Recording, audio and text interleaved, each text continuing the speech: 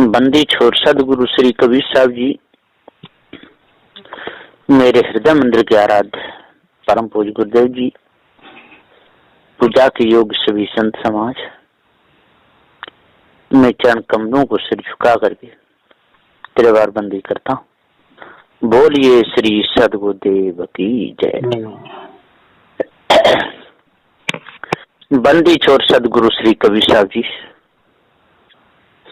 इस संसार में एक ऐसे महापुरुष हुए, उन्होंने सबको हित की दृष्टि से देखा, किसी को भी बुरा नहीं कहा। जो बुरे कर्म थे उनको बताया, भैया इन बुरे कर्मों को छोड़ दो, बुरे कर्मों को छोड़ दोगे तो आपकी इज्जत होगी, और बुरे कर्मों को नहीं छोड़ोगे तो जहां तहां आप अपमान सहोगे। सदगुरु श्री कबीर साहब ने कितना अच्छा कहा, लेकिन लोगों ने सब गुड़ गोबर कर दिया, किया कराया चौपट नष्ट कर दिया। सबके सब विषय वासना भरम फूल कल्पना में ही अंधे हो गए, कोई बच नहीं पाया। सदगुरुदेव ने कहा कि यदि सुबह का भूला शाम तक घर आ जाए तो उसे भूला नहीं कहा जाता। यदि मनुष्य जन्म में आकर के भूल भी गया तो यदि पार की सदगुरुदेव ने उपदेश दिया और सुन करके और मान जाए तो कितनी अच्छी बात है। लेकिन लोग माने नहीं। यदि मान लेते तो सोने पर सुहागा था, लेकिन नहीं माने, धोखे में ही अपना पूरा जीवन बिताए। सुनने वाले लोग बहुत हुए, बोलने वाले व्यक्ति बहुत हुए, लेकिन ठीक राह पर चलने वाले बहुत कम हुए। माने नहीं। साहब ने कहा समझाए समझे नहीं। मैंने लोगों को बहुत समझाया, लेकिन नहीं, खंडहर में ही गिरते चले गए, बचे नहीं। बहुरूपिया बन गए, क्या करें। निर्णय की बात को नहीं माने, आलोचना करने लगे। पूजनी जो पूज्य संत गुरुजन है उनसे दूर भागने लगे, और ढोंगी लोगों के पास में जा करके बैठने लगे, उनकी प्रशंसा करने लगे, और जो दुनिया में है ही नहीं उसको मान करके उसको सनातन धर्म मानने लगे। युगों से निरंतर चला आने वाला झूठ का पसारा, उसे सनातन धर्म कहते हैं। आज उस हानि की पूर्ति हो सकती है, क्षति की पूर्ति हो सकती है, लेकिन लोग करना नहीं चाहते। सबके समान, सबका एक समान ही सबके साथ व्यवहार करते हैं। उन्हें पता ही नहीं चलता कि किसके साथ में और कैसा व्यवहार करना चाहिए। सबको एक ही भाव समझते हैं। सदगुरुदेव ने पूरा बता दिया भेद खोल करके कि भैया चेतन जीव सत्य है, इसके ऊपर कोई ईश्वर परमात्मा नहीं है। लेकिन लोगों ने न्याय निर्णय की बात नहीं मानी, किया कराया चौपट या नष्ट हो गया। इसलिए आज यदि पारक सिद्धांत में आकर के और कोई जड़ चेतन के भेद को जान लेगा, वो ही इन मायावी गुरुवा लोगों के चक्कर से बचेगा। एक समय में एक ही काम कीजिए तो उसमें सफलता मिलेगी। यदि एक ही साथ में 10-20 काम करना चाहो तो एक भी काम नहीं बनेगा, बिगड़ जाएगा। ये लोग पारक सिद्धांत में तो आ जाते हैं, कंठी भी गले में डाल लेते हैं, लेकिन माया भी गुरबा लोगों का संग साथ नहीं छोड़ते, इसलिए भटकते ही रहते हैं। हंसो या बात करो, एक ही काम एक बार में होगा। लेकिन लोग दोनों काम करने लगते हैं और ऐसे समय पे हंसते हैं कि उनकी कोई कीमत ही नहीं करे। तो सदगुरुदेव कहते हैं कि ये हंसी के ही तो पात्र है, जिसमें जान नहीं, इसमें प्राण नहीं, इसमें जीव नहीं, उसकी पूजा कर रहे हैं तो ये हंसी के पात्र नहीं और क्या है? आप बताइए। ईंट पत्थरों को धोते रहते हैं, पीते रहते हैं और कहते हैं कि हम पूजा कर रहे हैं। अरे भाई, वो कोई पूजा नहीं है। आज जाग जाओ, आज सत्य निर्णय की बात को मान लो, अंधकार में मत फंसो।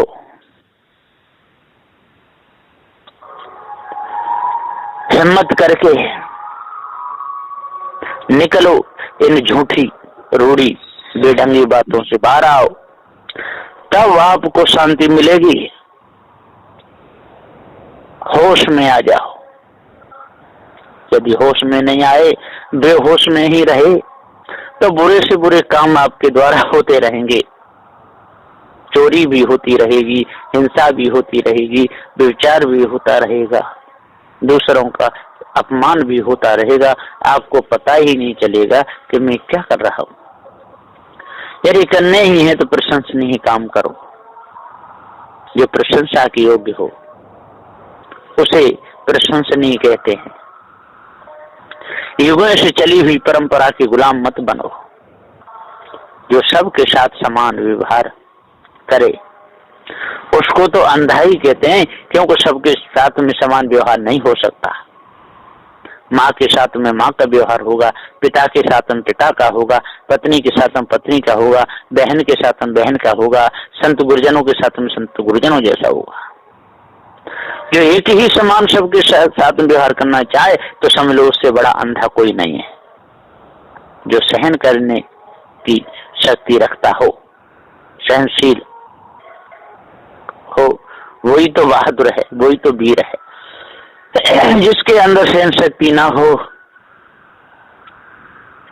तो समझ लो कि वो गीदड़ से भी गया बीता है, जो हर स्थान पर विद्यमान हो। उसको लोगों ने सर्वव्यापी कहा है, लेकिन सर्वव्यापी कोई नहीं होता। ये सारी झूठी बात है। ब्रह्म को सर्वव्यापी माना है, सब में व्यापक है, ऐसा कह के करके लोगों ने शोर मचा रखा है। ढोंगों में फंसा फंसा करके और बर्बादी करने में कोई कसर नहीं छोड़ी। यदि आज रास्ता दिखाने वाले पारखी संत गुरुजन हैं, पथ प्रदर्शक, जो आज जो जड़ चेतन के भेद को समझ लेगा, ठीक ठीक उसका काम बनेगा। नहीं तो धोखे में सारा जीवन चला जाएगा। समूह में की गई बातचीत को परिचर्या कहते हैं। प्राय इनका कोई विषय निश्चित नहीं होता है, बातें उसी समय पर केंद्रित होती हैं। परिचर्या का उद्देश्य किसी विषय को पूर्णतः खोलकर उसके विभिन्न पक्षों को समझाना होता है। यहाँ वार्ता में एक से अधिक लोगों को शामिल होना आवश्यक है। उनमें से कोई व्यक्ति किसी बिंदु को स्पष्ट करता है तो कोई दूसरे तथ्य को उजागर करता है। कुछ व्यक्ति नया न कहकर उन्हीं बिंदुओं को स्पष्ट करते हैं। इस प्रकार परिचर्या पूर्ण होती है। परिचर्या का एक ढंग यह भी होता है कि कोई सदस्य किसी विषय पर अपने विचार प्रकट करता है। अक्सर किसी बाहरी विद्वान को भी बुला लिया जाता है। निश्चित विषय पर उसके द्वारा विचार प्रकट करने के बाद अन्य सदस्य मुख्य वक्ता से प्रश्नोत्तर के माध्यम से इस वार्ता को आगे बढ़ाते हैं। इसमें अनुशासन भी रहता है। प्रत्येक व्यक्ति की जिज्ञासा शांत होती है तथा ऐसी वार्ता सफल भी रहती है। परिचर्या की सफलता के लिए निम्नलिखित बातों का होना आवश्यक है। यदि बेढंगी बात की जाए, कोई किसी भी निर्णय पर ध्यान नहीं दिया जाए, अंध परंपरा में ही भूला जाए, तो समझो कि वो समय बर्बाद है। परिचर्या में भाग लेने वाले सभी सदस्य क्रमशः बोले, अपनी बात कहने के साथ दूसरों की नई बात भी सुने। परिचर्या में से उग्रता, निंदा या तुनक मिजाजी को न आने दे। एकदम सही, स्पष्ट, ठीक बात कहें और जो निर्णय से ठहरे उसको मान ले और जो निर्णय से न ठहरे उसको दूर करें। यहाँ विरोध नहीं होता। असहमति हो सकती है। विरोध की दशा में वाद विवाद आरंभ हो जाता है। असहमति की दशा में भी विनम्रता नहीं छोड़नी चाहिए। सहमति वाले बिंदु पर तीखी टिप्पणी करने के स्थान पर कहे, साफ कीजिए, मेरा अनुभव इसके विपरीत है। असहमति की दशा में विरोधी को चुनौती देने के स्थान पर अपना पक्ष अधिक स्पष्ट करके मौन हो जाना चाहिए। स्पष्टीकरण की आवश्यकता पर विनम्रता से यह कहें, मेरे मित्र ने मेरी बात के विपरीत जाने वाला अपना पक्ष रखा है। उनकी बात भी ठीक हो सकती है। वे अपने अनुभव से कह रहे हैं, परंतु मैं अपने अनुभव से अपनी बात और अधिक स्पष्ट करना चाहता हूँ। इस प्रकार से बोले हुए शब्दों में कभी वाद विवाद, कभी झगड़ा नहीं बढ़ता और जो सही बात को भी काटने लगते हैं, जिसमें जीव है ही नहीं उसमें जीव बताते हैं, जो पूजा नहीं करनी चाहिए उसको पूजा बताते हैं, नदी नालों की पर्वत पहाड़ों की पूजा करते रहते हैं और पार के संत जब समझाते हैं तो समझने की तो कोई वहां पर कोई बात ही नहीं है। वहां तो लड़ना झगड़ना आरंभ हो जाता है। सदगुरुदेव जी कहते हैं कि हे भाइयों, लड़ने से, झगड़ने से, मार से, पीट से, वाद विवाद से किसी का काम नहीं बनता है। जब जब काम बनता है तो विनम्रता से, सही ठीक बात कहने से और न्याय पर ध्यान देने से ही बात बनेगी, नहीं तो बन ही नहीं सकती है। इसलिए अपने आप को जाने और भ्रम भूल कल्पना को अपने अंदर से दूर करें और सदगुरु श्री कबीर साहब जी के पारख सिद्धांत को समझें। और जब हम सदगुरु श्री कबीर साहब के पारख सिद्धांत को जब समझ लेंगे तो हमारे अंदर से राग द्वेष छल कपट ये सब निकल जाएगा। और जब तक हम पक्ष लेते रहेंगे तब तो सदगुरुदेव का पछापछी के कारण सब जा रहा भुलान। सारा संसार इस पक्ष और अपक्ष के चक्कर में ही तो भूला हुआ है। स्पष्ट कोई बात कहना ही नहीं चाहता, ठीक कोई विषय रखना ही नहीं चाहता। सबके सब अंधकुलाकुल में चल रहे हैं, सबकी मति विषय भोग में और भ्रमभूल कल्पना में ही मारी गई है। इसलिए सदबुद्धि जी कहते हैं आज इतना अच्छा समय मिला है, ऐसे सुंदर समय को धोखे में नहीं गंवाना चाहिए। यदि ये समय धोखे में गंवा दिया तो कुछ भी नहीं मिलेगा।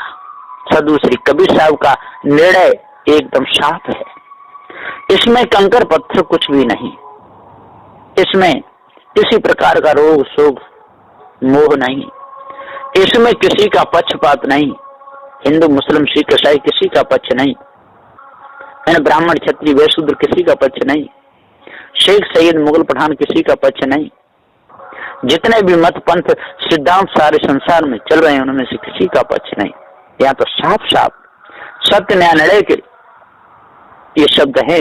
जो भी इनको अपने हृदय में उतारेगा और सही मार्ग पर चलेगा तो उसका जीवन उद्धार कल्याण जरूर होगा। बस इन्हीं वचनों के साथ में मैं अपनी वाणी को विराम देता हूँ। बोलिए श्री सद्गुरुदेव की जय।